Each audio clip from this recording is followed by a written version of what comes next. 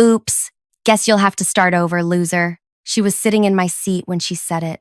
Not just sitting, spinning around in it like a child who'd found a new toy. Her feet kicked up slightly with each rotation, and she was smiling. Actually smiling. I stood in the doorway of my workspace, holding 2 cups of tea.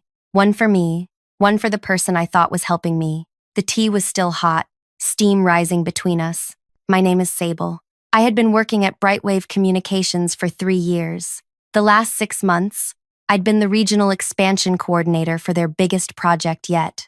The government had chosen our company to bring high-speed internet to rural villages for the first time. 112 villages across 7 districts. It was the kind of work that meant something.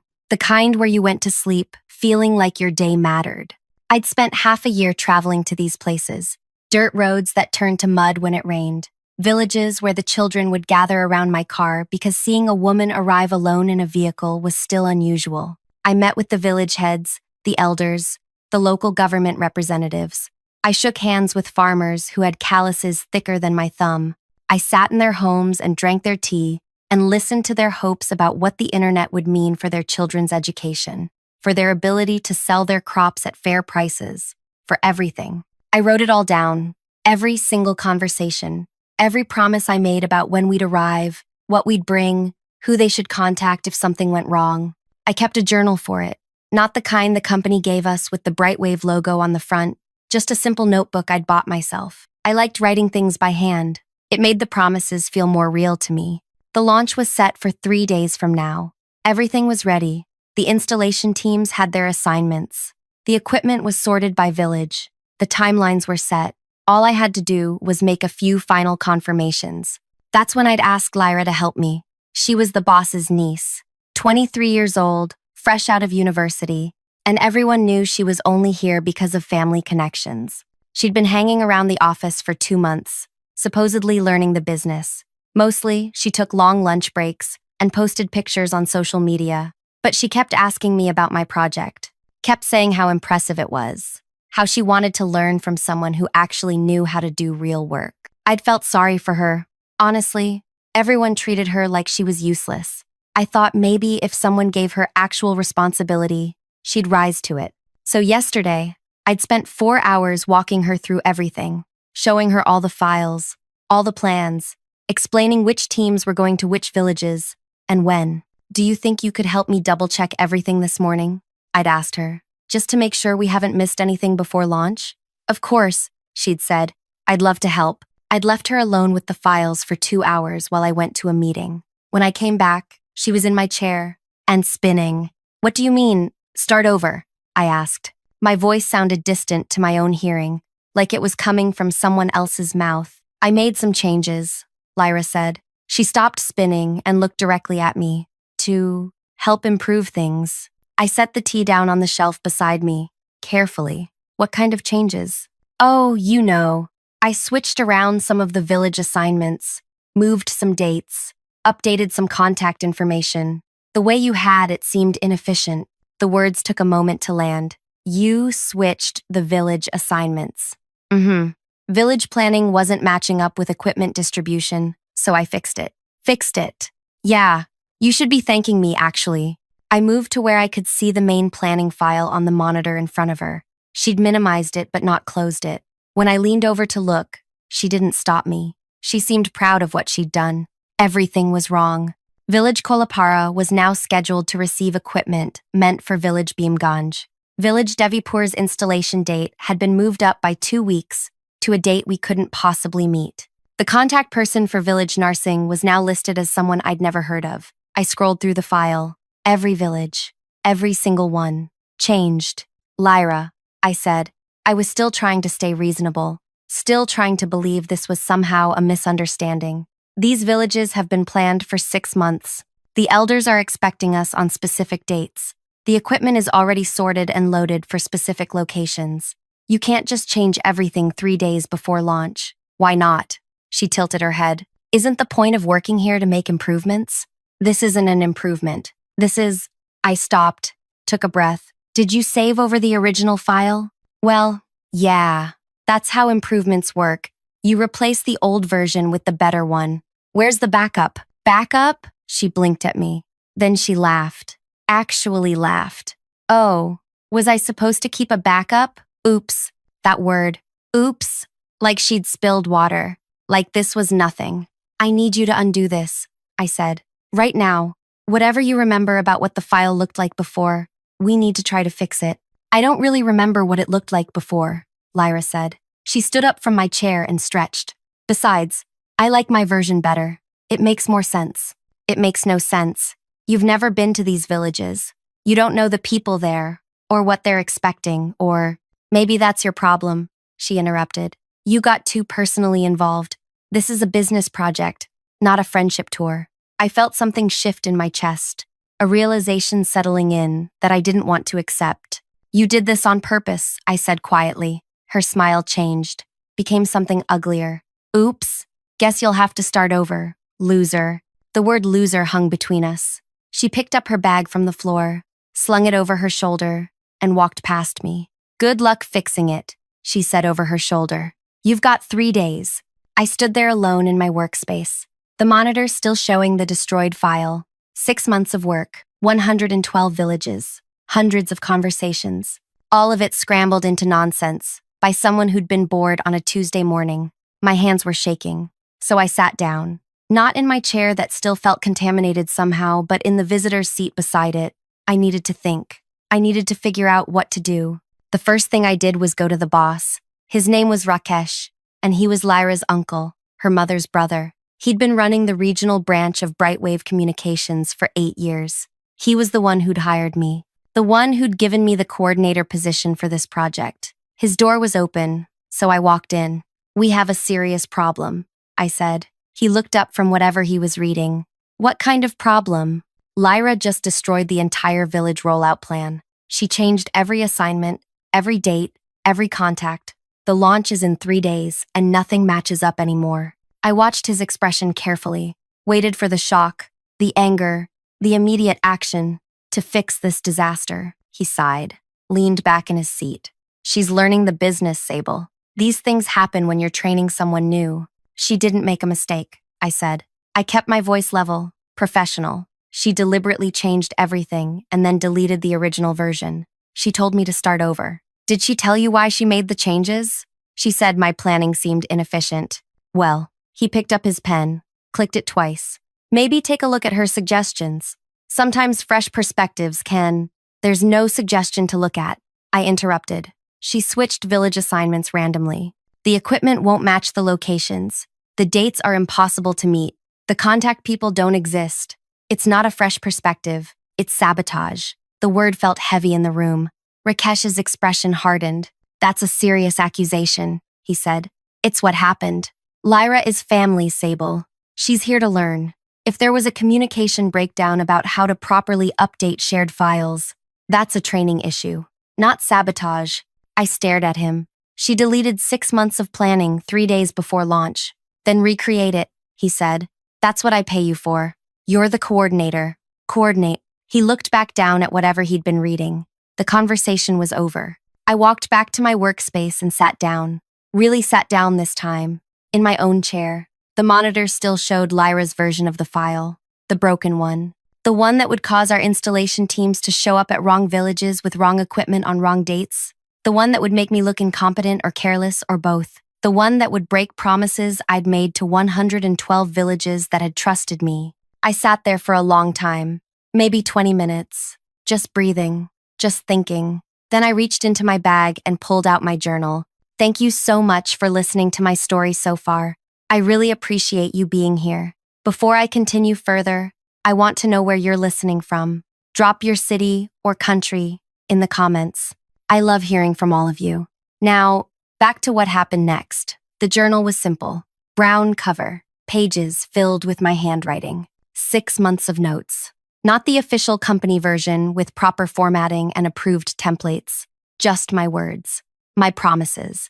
My record of every single conversation I'd had with every single village. I opened it to the first page. Village Kolapara. Meeting date. Names of the elders I'd spoken with. What they'd told me about their community. The installation date I'd promised them. The specific equipment they needed. The local representative who would help coordinate on their end. All of it. Still there. Still still real. The company file was destroyed. But the actual relationships, the actual promises, the actual plan that was all still in my hands. I'd written it down because these people had trusted me personally. Because I wanted to honor that trust. Not because I thought someone would sabotage me. Just because it felt right. I looked at the destroyed file on the monitor one more time. Then I closed it. I didn't try to fix it. Didn't try to recreate it. Didn't stay late that night trying to salvage what Lyra had broken. I just went home. In my apartment that night, I made tea and sat at my small dining area with the journal open in front of me. The pages were worn at the edges from being carried in my bag for 6 months. Some had water stains from rain.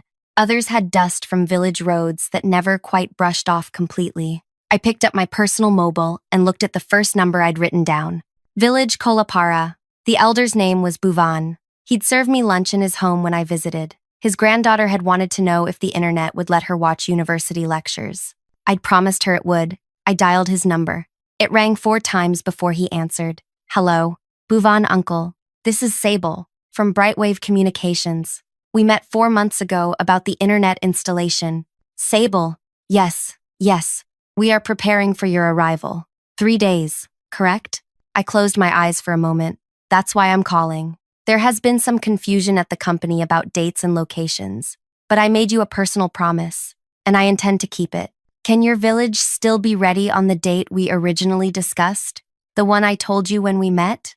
There was a pause.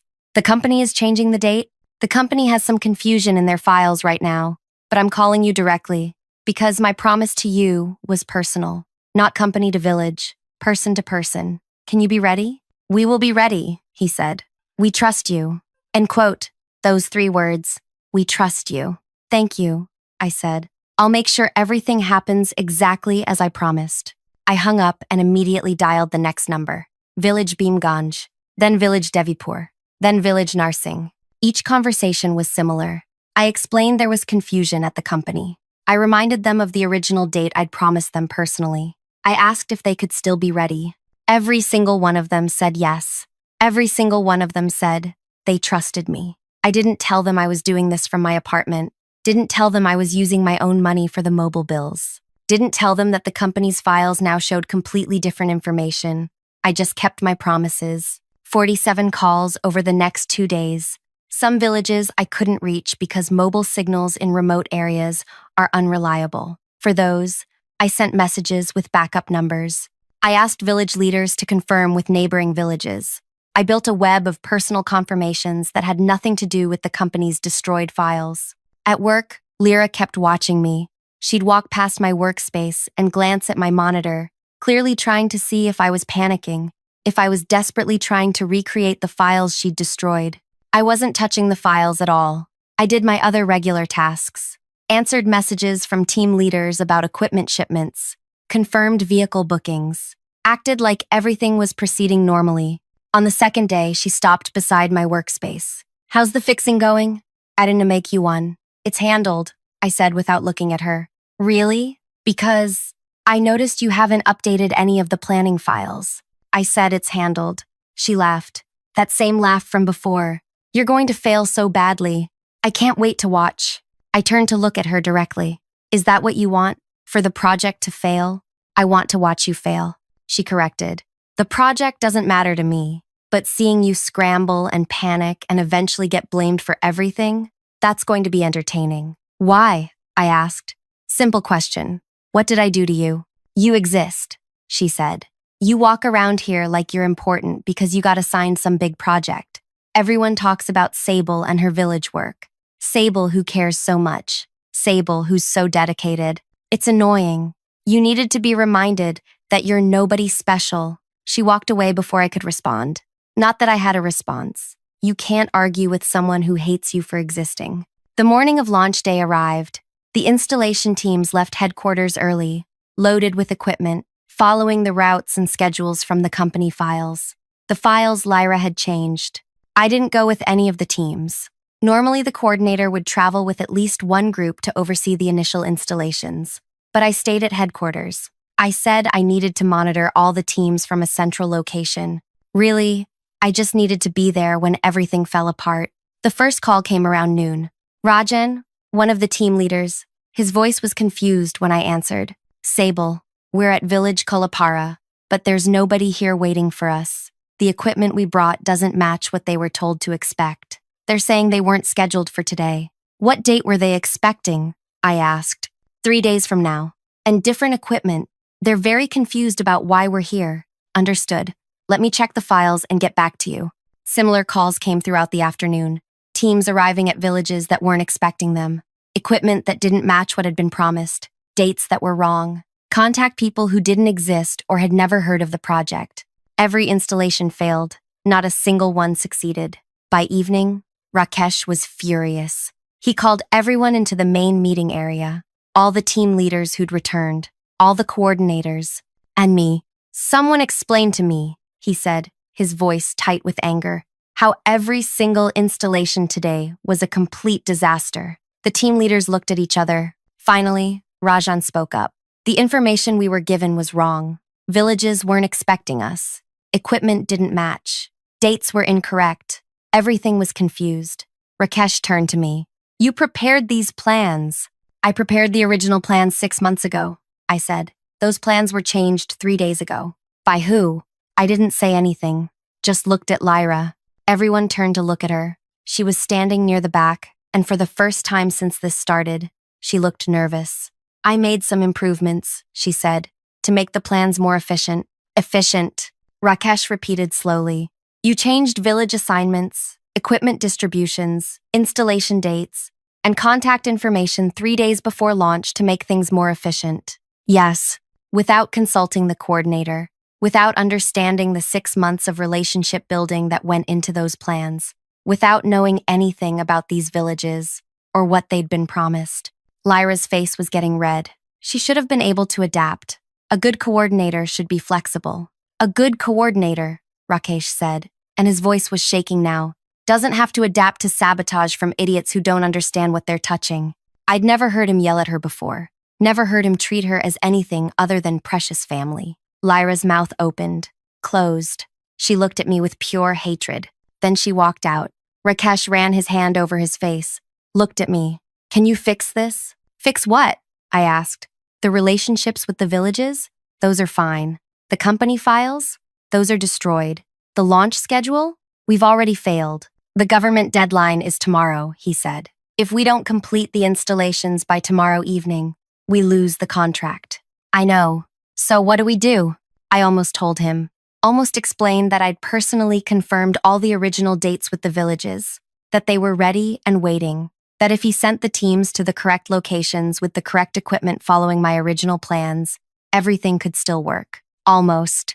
Instead, I said, I don't know what to tell you. The plans I spent 6 months creating were destroyed. The village's trust has been damaged by teams showing up at the wrong times with the wrong equipment. You told me to recreate everything in 3 days while also doing my regular work.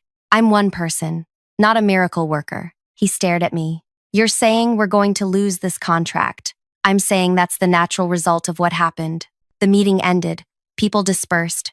I went home. The next day, the deadline day, I didn't go to work. I called in sick, stayed in my apartment with my mobile turned off. I didn't want to be there for what was coming. Later, I heard what happened from Preeti, a friend who worked in a different department.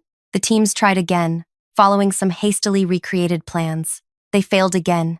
The government deadline passed. By evening, it was official. Brightwave Communications had lost the rural connectivity contract. 200 million in projected work over the next 2 years. Gone. The government wasn't happy. They'd been counting on this project. They'd already announced it to the rural communities. Now they had to start over with a different company. The following week, I was called into Rakesh's space. Lyra was there too. Both of them looked at me as I entered. Why didn't the villages respond properly to our installation teams? Rakesh asked. His voice was flat, emotionless. I coordinated with the village leaders directly, I said. Built personal relationships with them over 6 months. They were expecting us on the dates I originally promised them, not the dates that got changed at the last minute. You could have redirected them, he said. Told them the new dates. I could have, I agreed, but I wasn't asked to. I was told to recreate the destroyed plans and coordinate the existing teams. Nobody asked me to contact the villages personally. That was technically true. Nobody had asked me. They'd assumed the villages would just accept whatever dates the company decided to show up. You deliberately let this project fail, Lyra said suddenly. Her voice was sharp with accusation. You were angry at me, so you sabotaged the entire launch. I looked at her calmly. I didn't change any files. I didn't reroute any teams. I didn't destroy 6 months of planning 3 days before launch. That was you. You could have fixed it. Maybe I could have. If I'd been given the resources, the support, and the respect necessary to do my job. Instead, I was told to recreate everything alone while being blamed for problems I didn't create. Rakesh held up his hand. This conversation is pointless. The contract is lost. Someone has to be held responsible. He looked at me. You're fired. I nodded. I know. That's it? He said. No argument? No begging to keep your job? Would it change anything? He didn't answer, just looked away. I walked out of Brightwave Communications for the last time, got my things from my workspace. Nobody said goodbye. Some people wouldn't look at me. They thought I'd failed, thought I'd cost the company millions.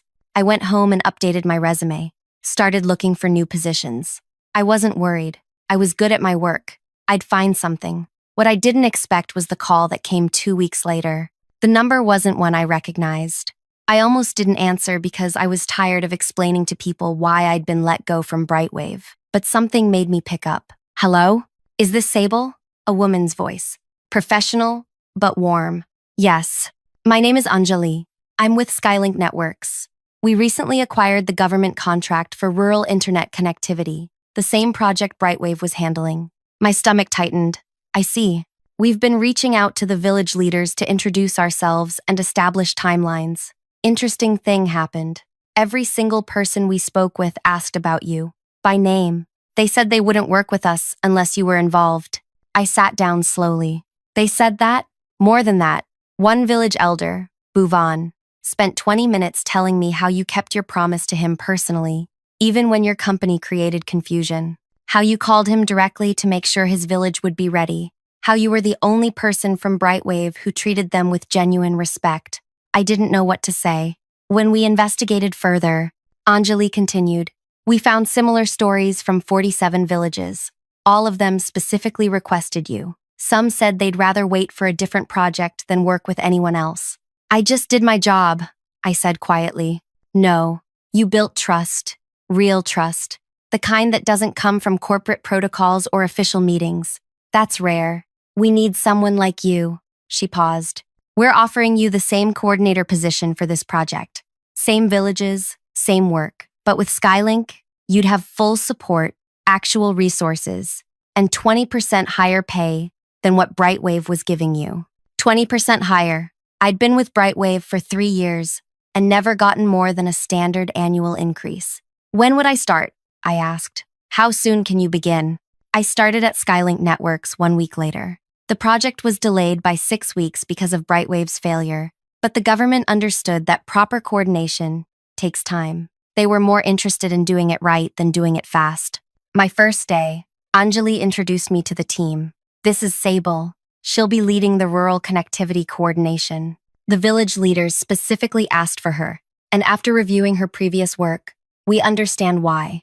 Give her whatever support she needs. No questions about whether I was capable. No suggestions that I needed supervision. Just trust. I opened my journal again, the same brown-covered one with 6 months of notes, and I started making calls. Bhuvan, uncle. It's Sable. I'm calling from Skylink Networks. We're taking over the internet installation project. I want to confirm the original date I promised you. Are you still ready? Sable. Yes, we are ready.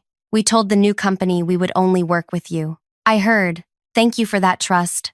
I won't let you down. The same conversation happened 112 times. Every village, every leader, every promise renewed.